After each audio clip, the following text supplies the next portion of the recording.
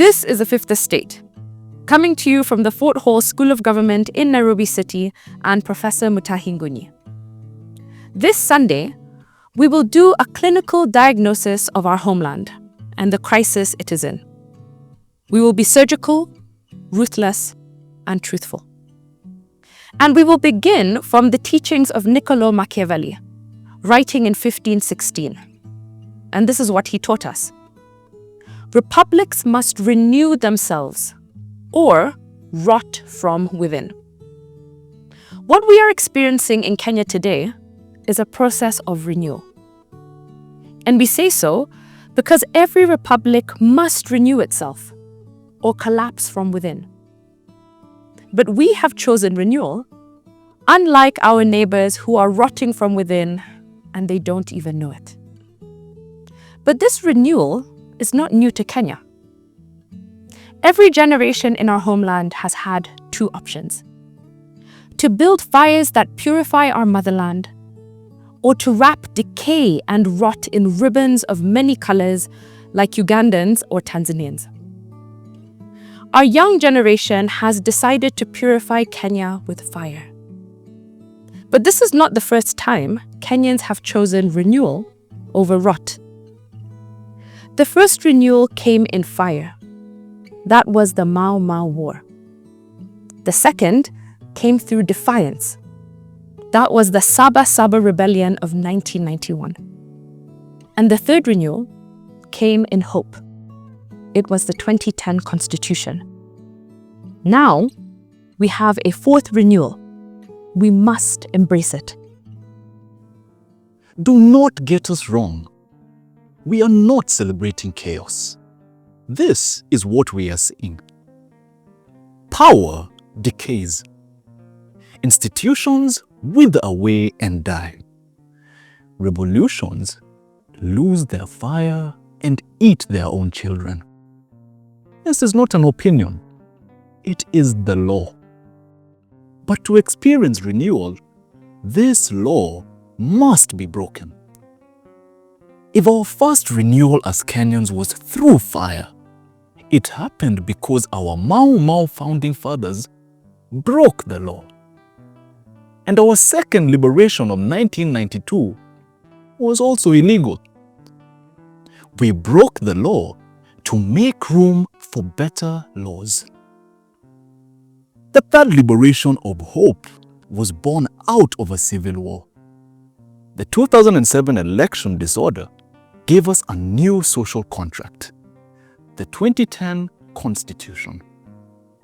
You must break the law to fix the rot from within. What is our point here? If the Gen Z are breaking the law, they are only lighting a fire that purifies the soul of our homeland. Rome survived it because it embraced tensions between the people and their leaders. It did not avoid them. It confronted them head-on. A republic that fears instability and protests is a republic at the verge of death, like Uganda. Museveni has had no instability for 40 years. That is why Uganda is a nation in decay. Samia does not know what Maandamano is. And that is why Tanzania is rotting from within. Now we will flip the argument. If republics have to renew themselves or rot from within like Nigeria, what is the price of renewal? Kenyan youths have decided to build fires that purify the soul of our nation instead of wrapping decay and rot in ribbons of many colors like Ugandans have. And that is fine. But what is the cost of doing this? The French Revolution lasted for 10 years. The Russian Revolution lasted for 17 years. The Zimbabwe Revolution of Independence lasted for 30 years. And the Kenyan Liberation War lasted for close to 50 years. Here is our question. If the liberation revolution in Kenya lasted for 50 years and you are a Gen Z, where will you be in the year 2075 when the revolution will be completed? You will be 80 years old, and Ruto will be dead. And you will be telling your grandchildren that we did a revolution against Ruto. Then they will ask you, who was Ruto? And why did you revolt against him? Dear countrymen, a revolution must happen.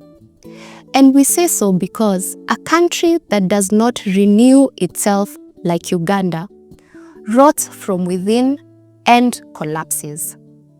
However, the Mau Mau War had a grievance. The second liberation had a cause. What is your cause as Gen Z? And now, our final thought. Niccolo Machiavelli taught us that republics must renew themselves or rot from within. And we have chosen the path of renewal over rot and decay from within. We are not a banana republic like Uganda and Nigeria. We love a good fight. However, the question our situation begs is this: who will lead the revolution? There is a guy called Maraga who pretends to be a Gen Z. He has bad breath and his armpits smell of sweat. And that is okay because he's a Kisii. But he wants to lead the revolution using his pension from the courts. This is about 12 million shillings a year. We wish him good luck. Then there is another Kisii called Matiang'i. He wants to become president using a World Bank salary. You need 5 billion shillings to win the 2027 election. But Ruto has more. Will this guy make it? Matiang'i, the verdict is yours. If nations collapse because of internal decay and rot from within, is Matiang'i the solution? Here is our final thought. Ruto is not a chocolate soldier that will melt under the purifying fire of Gen Z protest. And maybe God gave us a kichwa ngumu president for a time like this. This is how renewal will happen over rot. But we could also be wrong.